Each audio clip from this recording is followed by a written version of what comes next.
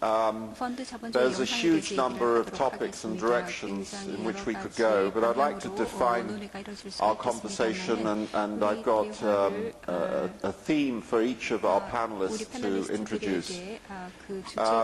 I think we should focus on LBO funds, on leveraged buyout funds in particular, in the private equity alternative investment area. I think that's the topic of the day. And just to give you a little bit of history, some of you are a lot younger than me, but LBO funds, that kind of private equity has been around a long time. When I was working in New York in the 80s, there was a big transaction, really the benchmark transaction by KKR in buying RJR Nabisco for, I think, about $28 billion, if I remember correctly. There's a very good book on that called Barbarians at the Gate, which you may like to read and give you a sense of history. So that was 20 years ago. Private equity went into, LBO activity went into a bit of a decline following that. And to give you a sense for that, let me give you a few numbers. In 1991, according to private equity intelligence, about $10 billion of money was raised for LBO funds in 1991. $10 billion globally. In 2006, $459 billion was raised. Give you a sense of how the market died and has come back.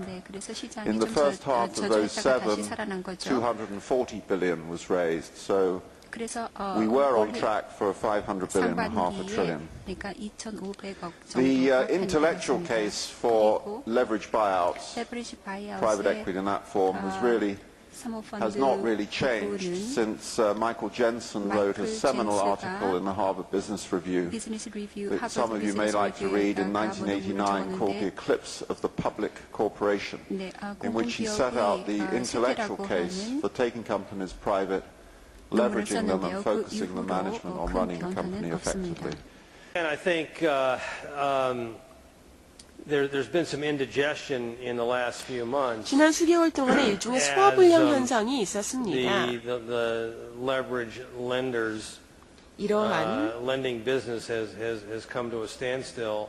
차입 대출을 하는 부분이 정지 상태에 오면서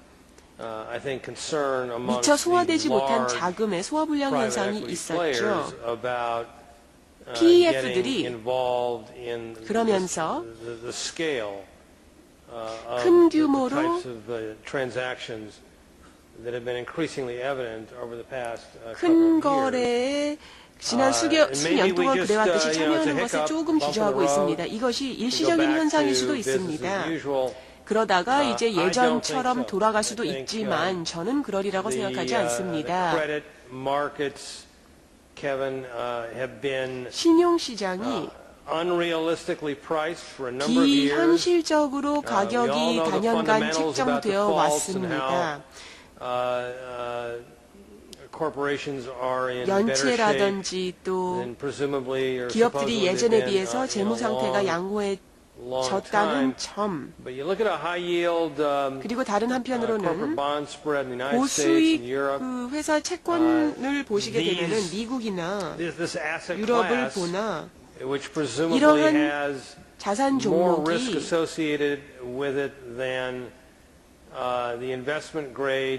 투자 적격 등급보다 훨씬 더 리스크가 많이 따라붙는 것은 사실입니다. 그런데 리스크가 더 높은 자산 종목인데 그 리스크 부분이 가격에 반영이 안 됐다는 것이죠. 근데 우리가 합병한 것을 발표했습니다. 모건 스탠리 사모펀드 쪽에 비즈니스를 합병을 했는데요. ING가 한국에 급성장하고 있는 자산 운용 시장에 진출을 하려고 하고 있기 때문에 기회를 찾아보고 있습니다. M&A를 하고자 하는 것이죠.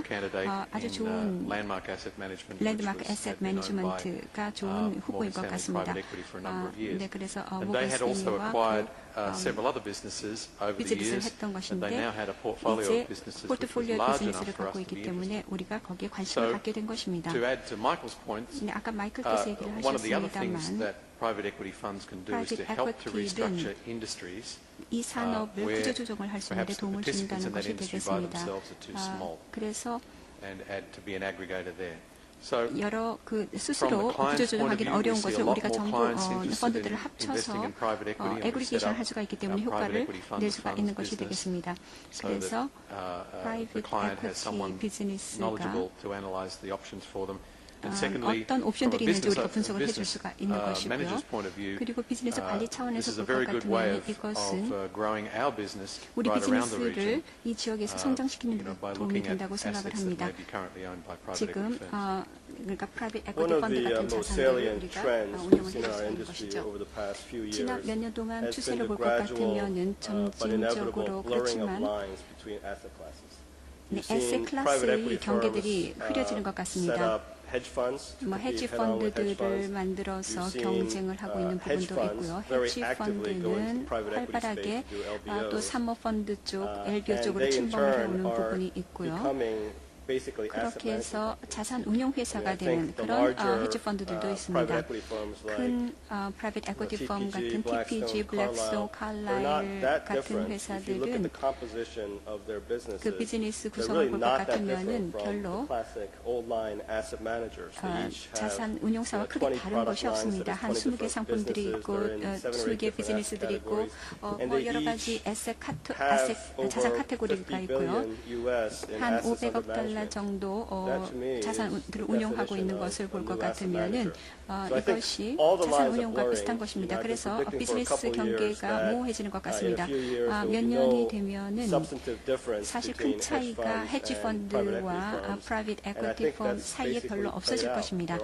그래서 전부 얼터너티브 인베스트먼트 캐피털이라는 카테고리 안에서 전부 활동하게 될 것입니다. 얼터너티브 인베스트먼트 캐피털이라고 하는 것이 같이 이렇게 공통의 장이 될 것입니다. 헤지 펀드들이 결국은 파이낸싱 리스크를 상당히 많이 지게 되었습니다. 왜냐하면 이 LBO를 하는 과정에서 그들이 이것을 중차적으로 맡았기 때문입니다. 그 다음 보험사의 약진도 잊어서는 안 될 것입니다. 연기금과 함께 보험사도 급부상을 했는데 아시아에서 일본을 제외한 아시아에서 보험사가 운용하는 자산 규모가 굉장히 커졌습니다. 늘 그러리라는 법은 없습니다만 어쨌든 많이 커졌습니다. 보험사들처럼 이러한 기관 투자자들이 장기 투자를 하려는 기관 투자자들이 이러한 사모펀드에 점점 많이 투자를 하고 있습니다. 왜냐하면 자신들이 다른 자산 종목에서는 찾기 힘든 장기 투자를 PE가 제공해 주기 때문입니다. 마이클 김 씨가 얘기해 주셨다시피 그 경계선이 모호해지고 있습니다. 자산 운용사가 또 헤지 펀드와 이 모든 종전에는 서로 다른 영역이 명확히 구분되어 있던 금융기관들이 같은 공간에서 같은 시장을 놓고 싸우고 있다는 것이죠. 여기서 낙관론과 아시아에서의 PE의 역할에 대한 낙관론으로 귀결되고 있는 것 같습니다. 아시아의 자금이 점점 늘어나고 있고 연기금이 이를 운용하고 있고 이런 얘기를 하시는데 저는 한국에 종종 옴에도 불구하고 저는 아직도 마이클 김 씨가 얘기했듯이 PE가 한국에서 정서상 미움받지 않고 지원을 받는다라는 얘기가 좀 안 믿깁니다. 물론 귀하가 하신 말씀이 맞기를 바랍니다. 한번 손을 들어주시겠습니까? 항상 이런 거를 하면 좀 위험이 따릅니다만은 정서를 좀 더 이해하기 위해서 모호하게 질문을 하겠습니다. 사모펀드가 한국의 사모펀드가 한국인들의 유익하다고 생각되면 손을 주십시오. 사모펀드가 한국에 좋은 영향을 끼친다고 생각을 하면 손을 들어주십시오. 좋습니다. 그러면은 한국의 사모펀드가 한국에 나쁜 영향을 미친다고 생각하는 분 손 들어주십시오. You're winning, Michael. 마이클 김 씨가 지금 이기고 계신 것 같네요. 제가 졌습니다. 손 몇 개가 올라가면서 지금 아직도 미정인 분들이 있으신 것 같습니다. 한국의 사모펀드가 악영향을 미친다고 생각하는 분이더라면 이 회의에 오지도 않았을 것이고 왔더라도 얌전하게 자리에 앉아 계시지 않을 것입니다.